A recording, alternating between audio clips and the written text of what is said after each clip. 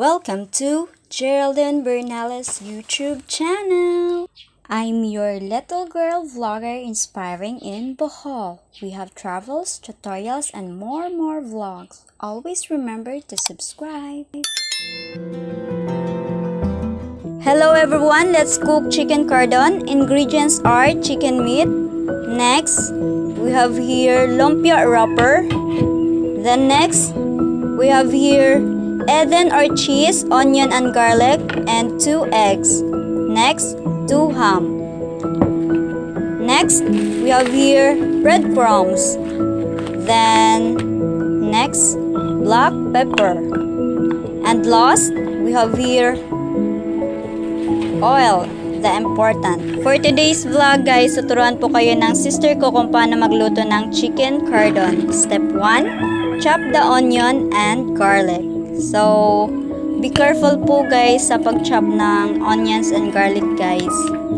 Para hindi po ma-slice yung mga finger nyo. Char. So next, make sure to chop it into small pieces like this. Next, step 2, grind the pepper. Next, step 3, slice the chicken meat into thin. Do it carefully guys.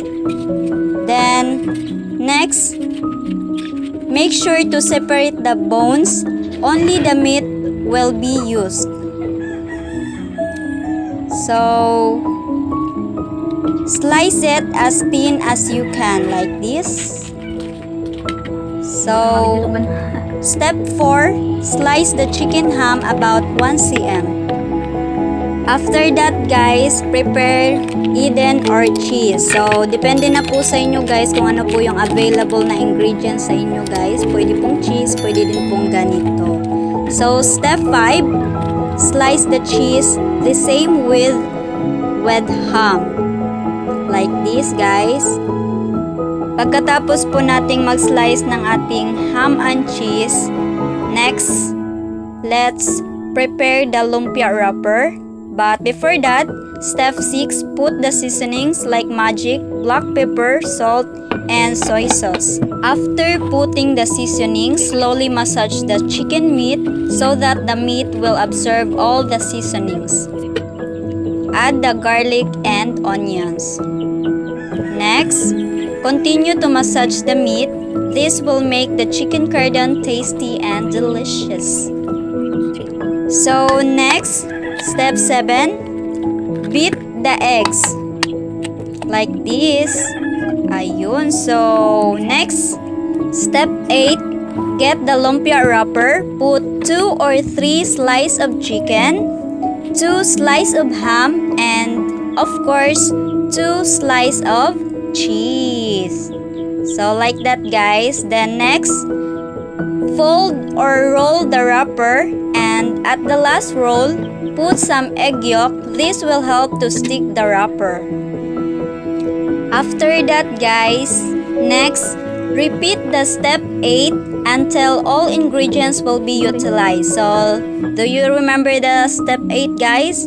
As I remember guys, you should put 2 or 3 slices of chicken, 2 or 3 slices of ham, and of course, 2 or 3 slices of cheese. Then, don't forget to put egg yolk in the last roll so that it will stick the wrapper. Next, step 9, put the lumpia into the egg, then roll it in the breadcrumbs. After that guys, just repeat the procedure. So, put the lumpia in the egg, then roll it in the breadcrumbs. So, the same process lang po yung gagawin nyo guys. Paulit-ulit lang po yan hanggang matapos po siya. At charang! Ito na po siya. So, ready na po tayong mag-cook guys. So, let's turn on the fire, then put the rice cooker. Next, put the oil in the rice cooker. So, ayan na nga guys, meron na pong mantika yung ating rice cooker. So, hihintayin na lang po natin yung mag-boil para makastart na po tayong magluto. So, Ayan, so tinesting na po guys kung nag-boil na po siya. So ready na po yung ating mantika guys. So let's start cooking. Step 10, fry the lumpia. The lumpia should be deep fry, and to avoid overcook, lower the heat and the level of oil should cover side to side of the lumpia. Then wait until it will turn to golden brown. See to it that you flip the lumpia from time to time to avoid overcook. So, ayan na nga guys. Kitang-kita nyo po na malapit na pong mag-golden brown yung ating lumpia.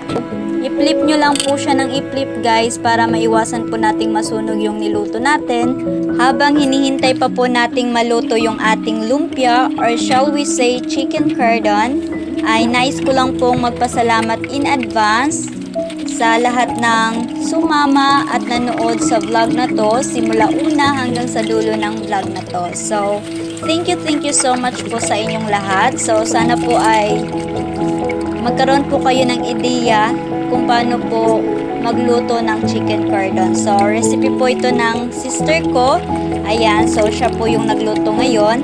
Napapansin nyo po ba yan guys, na golden brown na po siya. Konting-konti na lang po yung hihintayin natin guys, at pwede na po natin siyang ilagay sa strainer. Pagkatapos ilipat po natin siya sa plate. Ayan, so ito okay na po siya. So, tcharan! Ito na po siya guys, luto na po yung ating chicken cordon. Ito po yung mga photos nung prepare pa po yung ating chicken cordon, at ito naman po yung photos na naluto na po yung ating chicken cordon. So mas maganda po siyang tingnan guys kapag nakaslice. So ito na po yung look niya. Iba't ibang kulay po yung makikita nyo. Napakaganda po. So hanggang dito na lang po yung vlog natin. God bless everyone. Thank you for watching. Bye-bye po!